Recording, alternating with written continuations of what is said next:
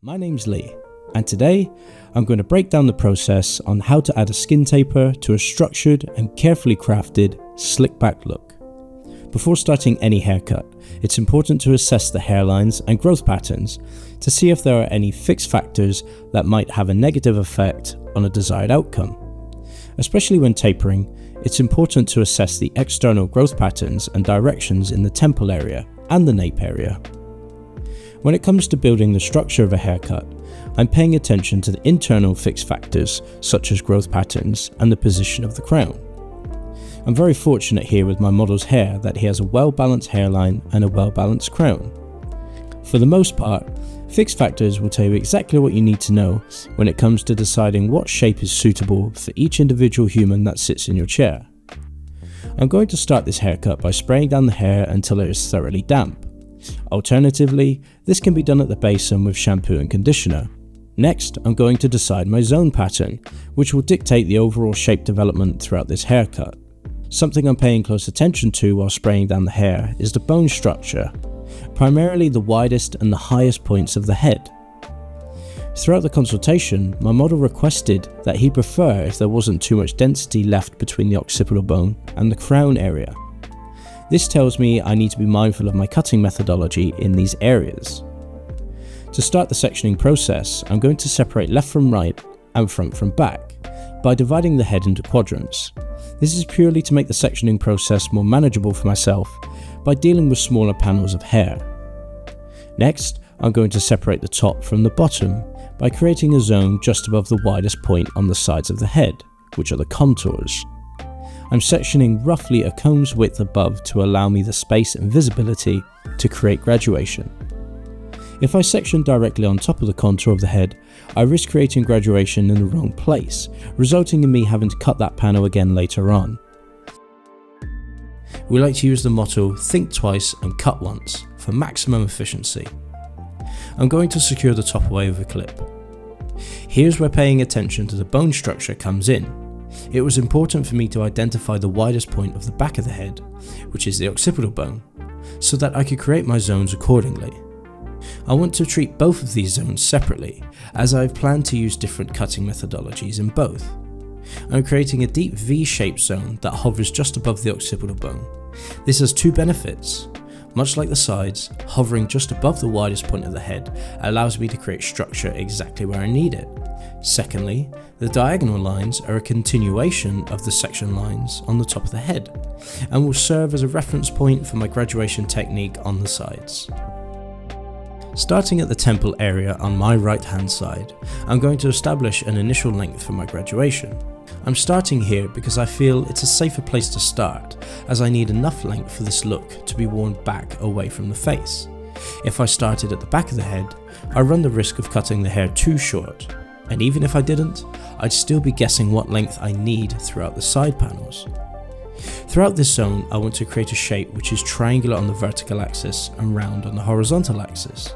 I'm choosing to use diagonal back sections, not too close to the vertical and not too close to the horizontal, somewhere in between. This is because the hair growth patterns are quite well behaved, and through my assessments, this technique will allow me to retain enough length along the contour of the head right where I need it.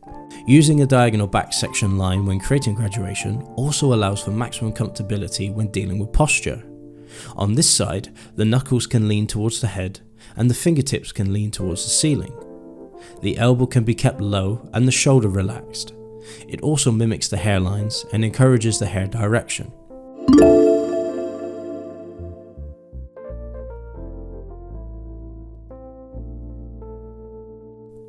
I'm going to continue this process until I reach the center back of the head.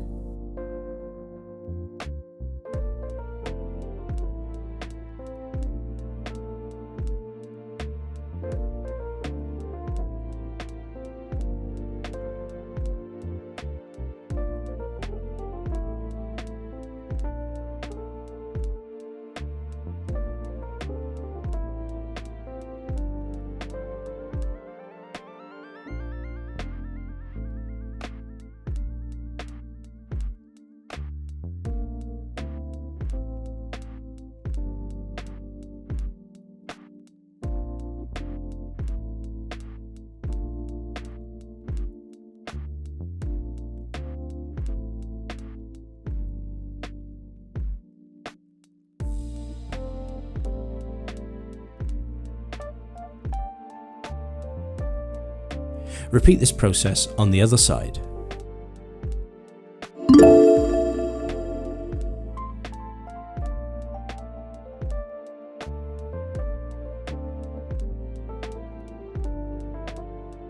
Now that the back and sides are complete, I'm going to move on to the crown panel, above the occipital bone. Remember at the start I mentioned we didn't want too much density left in this area. To mitigate this, I need to change my cutting methodology. I'm choosing to layer this zone above the occipital instead of continuing on with graduation. Referring back to our key cutting principles, layering is the internal distribution or removal of weight and length. The layer shape I'm choosing here is square vertically and round horizontally. Once again, body position is going to be paramount here when controlling my horizontal shape. My elevation and cutting line are going to be responsible for controlling the vertical shape.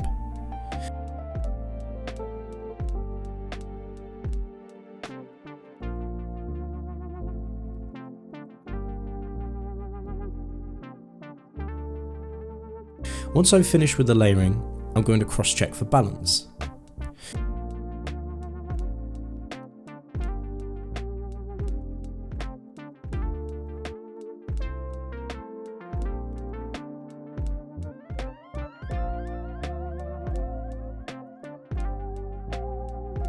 Moving on to the top now, this zone is going to be disconnected from the sides but have a soft connection in the crown area. Throughout the consultation, I discovered that my model wanted to retain as much length as possible throughout the top, so once again I have to be mindful of my cutting methodology. This time around, I didn't want to remove any length, but I thought it was necessary to add some movement to the ends of the hair so that when it's worn back, there's a flow to the look. For this cutting technique, I'm using my crocodile tooth texture scissors, and I'm going to shallow point cut with them to keep density through the mid-lengths, but create some space between the ends. I'm creating sections roughly the width of my comb, starting at the crown and working towards the front hairline. I'm sectioning away the hair after I cut it to keep this zone neat and organised, and to ensure I don't overcut any particular section.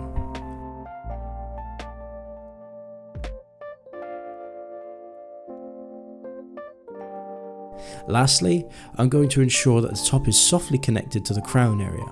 I'm using my texture scissors to continue the layering technique I started from the zone above the occipital bone.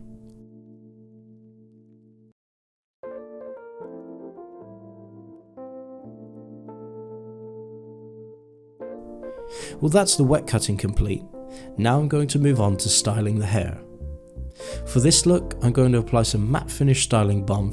I'm primarily using the product to give the hair some hold and set it in place before the clipper work.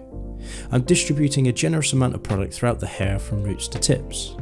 I'm going to start by rough drying the hair utilising the gentle air attachment on the Dyson Supersonic with a medium heat and a medium speed.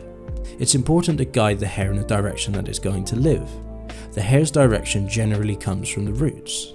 Once the hair is around 60% dry, I'm going to switch to the concentrated attachment on the Supersonic and wrap dry all panels of the hair with a vest brush. I'm wrap drying the hair in the direction that it's going to live, focusing on the direction and finish. Throughout the back and sides, I want the hair to look compact and smooth. I'm starting the wrap drying process at the back of the head and working towards the front.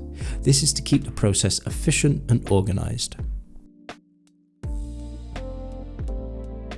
To really bring this section to life and to make it a feature piece, I'm going to switch to a round brush and add a little extra volume and shine to the hair.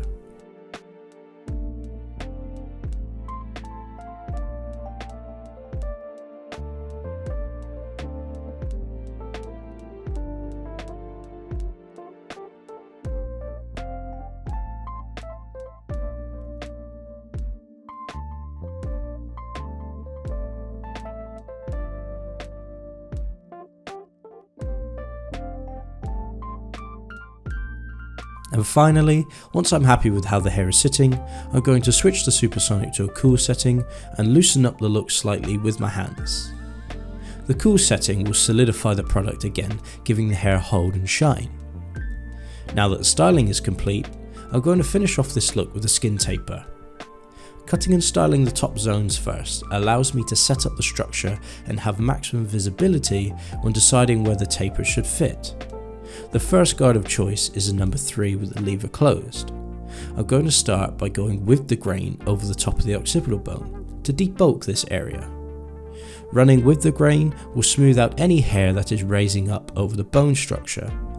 Once I'm happy with how it is looking, I'll flip the clipper over and cut against the grain, hugging just underneath the occipital bone.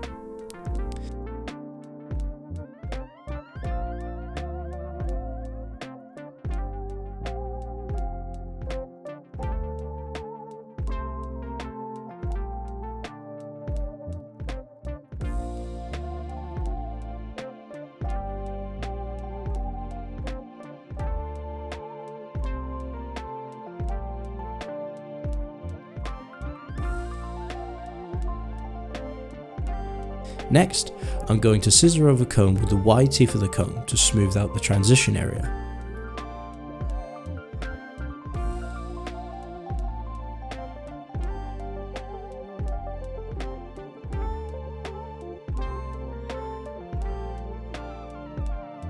When putting in a zero line for a taper fade, my general rule of thumb is to find the first point where the hair becomes strong from the bottom up. As you can see here, this is just above the growth patterns in the nape. This is the first point where the hair is strong enough to create a balanced line.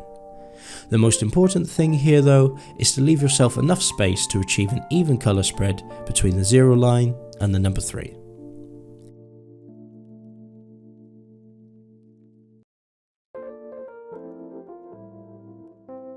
After that, I'm going to go in and take this panel to the skin with my foil shaver. My next guard of choice is a number 1 with the lever closed. I'm going to remove the hair roughly an inch above the zero line. You'll notice here that I'm working in panels. Much like the rest of this haircut, this is to keep things organised and create reference points for the rest of this taper. Next, I'm going to take the guard off and open up the lever. I'm slowly closing the lever until I blend away the zero line.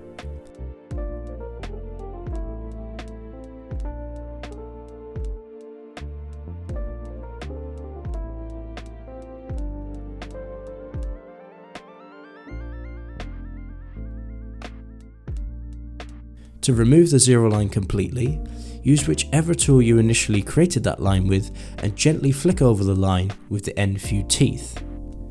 My next guard of choice is a number 1.5 guard with the lever fully open. This will act like a number 2 and sit just underneath the number 3.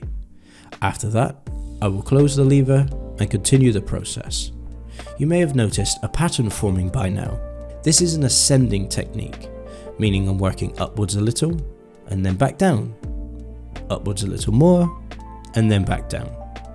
Next up, it's the number 1 guard with the lever fully open, and that's going to sit just under the 1.5.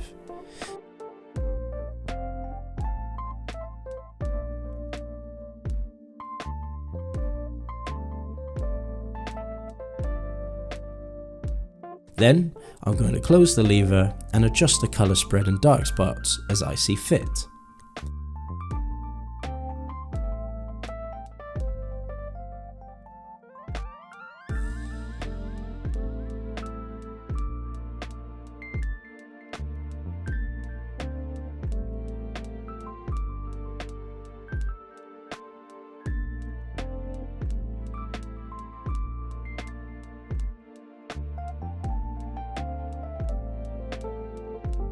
Before I move on to another panel, I'm going to sharpen up the hairline first to see how the flow of the look is coming together.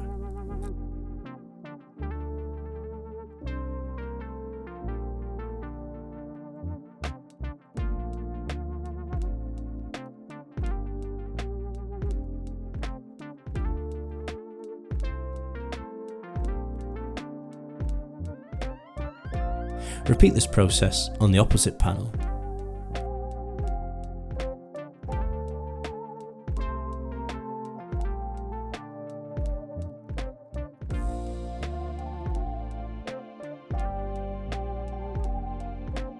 Once I'm happy with how the back is looking, I'm going to move on to the side panels.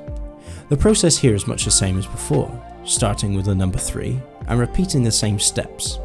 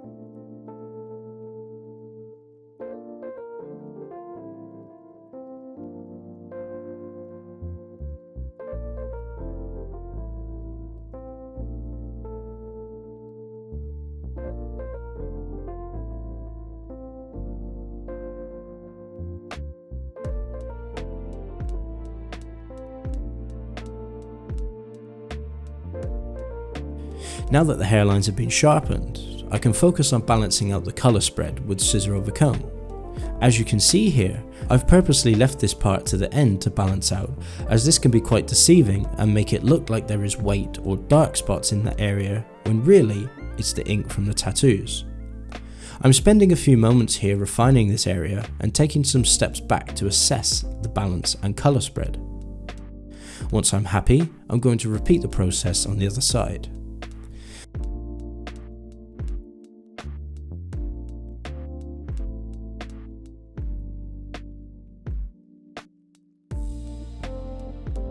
Moving into the final stages of the cut now, I'm going to adjust the dark spots or heavy areas with my texture scissors, over comb, and a picking technique. This is a very visual process and deserves a few minutes at the end of each cut. Developing an eye for techniques like this comes with time and can require a lot of practice. Getting back to the theme of this haircut, I'm going to add some sharpness to this haircut by using the cutthroat razor around the perimeter edges. I've powdered the skin, and on healthy skin like this, as long as I have an anchor point where I can keep the skin pulled tight, the powder is all I need to allow the blade to run smoothly.